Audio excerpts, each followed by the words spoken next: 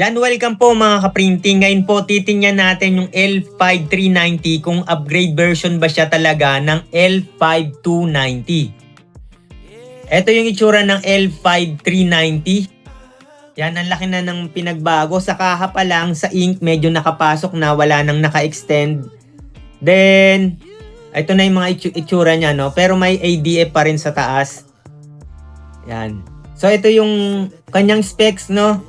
Print, scan, copy, pack, support, multi-page scanning, copy up to legal size via ADF. Compact eco design with accessible ink tank body. A print speed up to 11 image per minute for black and 6 image per minute for color.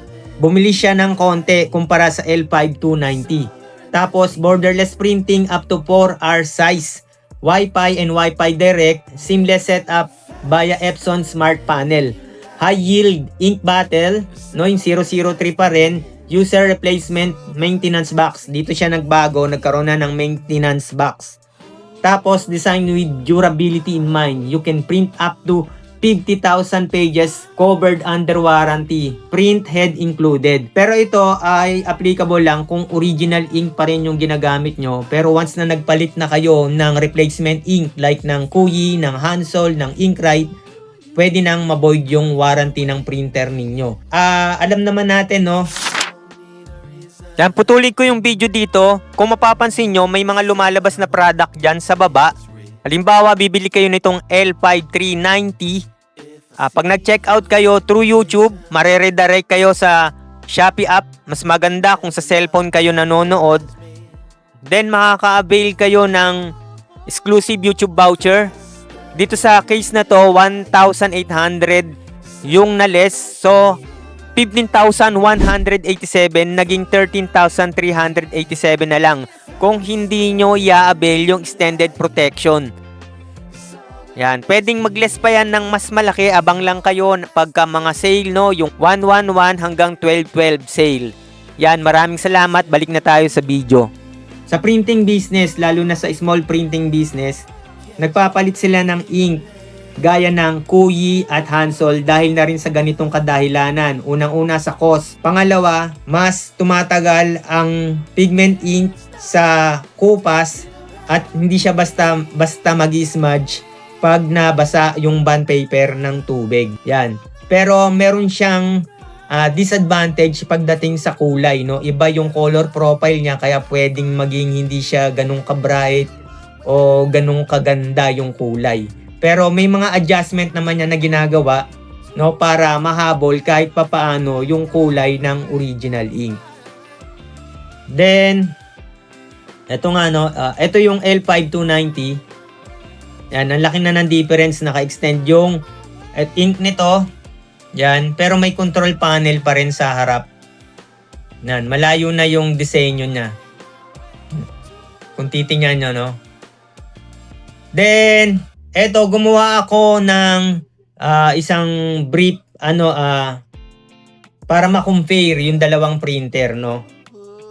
Eto, kinuha ko lang yung talagang importante na nabago dito sa L5290 na naging L5390. Eto siya, no.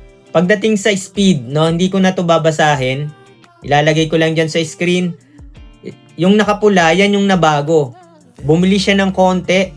Nadagdagan, naging 11 image per minute sa black.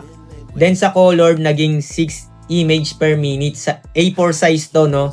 Pero pagdating pa rin sa photo, yung 4R, same pa rin yung print speed. Pagdating sa maximum resolution, ganun pa rin, walang nabago. Pagdating sa maximum paper thickness, dito kasi nagkakaproblema ang Epson printer.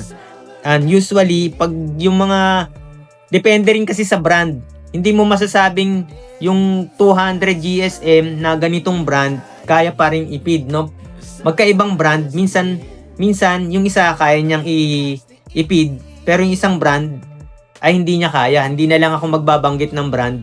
Pero ito yung tested talaga pagdating sa photo printing, yung 200 GSM na RC or resin coated photo paper ay kayang-kaya ng mga Epson printer, no? Kahit ganun siyang kakapal. Pero may isang brand, no, kahit 200 lang, minsan nga 180, nahihirapan pa eh. Pero 200 sa ibang brand, 180. Yan na yung pinaka-safe, no? Ma-print yung makapal na papel dito sa printer na to. Yan. Hindi natin pwedeng compare to sa Canon G series kasi Canon G series tested na kayang mag-print ng makapal na papel. Kahit 300 GSM pa yan. Yan, pagdating sa consumable, 003 pa rin yung ink, no? Dye ink siya. Nasa inyo na lang kung gusto nyong palitan. Ito yung naging difference talaga, yung maintenance box. Ang L5290 gumagamit pa rin itong ito yung ganitong waist pad, no? Then kailangan mo ng resetter. Yung resetter niya software based, no? Yan, ito. Bibili kayo ng ganito ng resetter, samantalang sa L5390 maintenance box na siya, no? So ito yung niya, nakita ko dito sa ganito yung itsura niya, pero nakita ko meron din sa Inkrite. Pwede yung sponge lang. Tapos, yung maintenance box. Kaya, yung maintenance box kasi, yan yung may chip. Bali yung chip na yung magre-reset ng waist pad counter. Hindi na siya software. Ito yung itsura niya. Yan. Pero, may mga nabibili naman na hardware resetter. Yung chip nire-reset, binaback to zero, no? Para magamit uli yung chip. Yan. Yan yung pagkakaiba, no? Ngayon dito, ang pagkakaiba lang talaga yung print speed, then maintenance box. Yung maintenance system, no? Sa L5290 waist pad na kailangan ng resetter, sa L5390 maintenance box, no, na kasama yung chip. Yan, pero siguro magkakaroon pa yan ng improvement, no, sa mga third party na nagre-reset ng chip, no, yung pinaka-chip na hardware. Yan.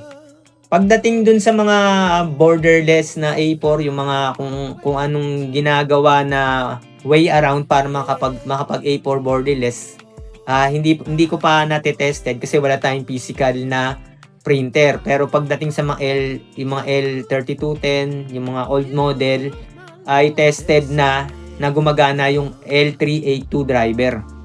Yan, subukan nyo na lang. Doon may makikita pa rin kayong L5290, kaya lang medyo mahal na, no, sa ibang mga shop. Yan, 15,999, no. Dito kasi sa Epson flagship, wala na siyang stock. Ang makikita mo na lang, ito, yung bagong modelo. Yung L5390 na nasa 15,187. So, yun lang mga kaprinting, no, hanggang sa muli. Huwag nating kakalimutan mag-subscribe dito sa Bentech. Maraming salamat. Sa mga may L3590 na naka-experience, no, pwede kayong mag-comment dyan sa baba kung ano yung nagustuhan nyo sa printer na yan. Kasi nakita ko dito sa Epson flagship, no, konti pa lang yung mga nabibili o na-purchase.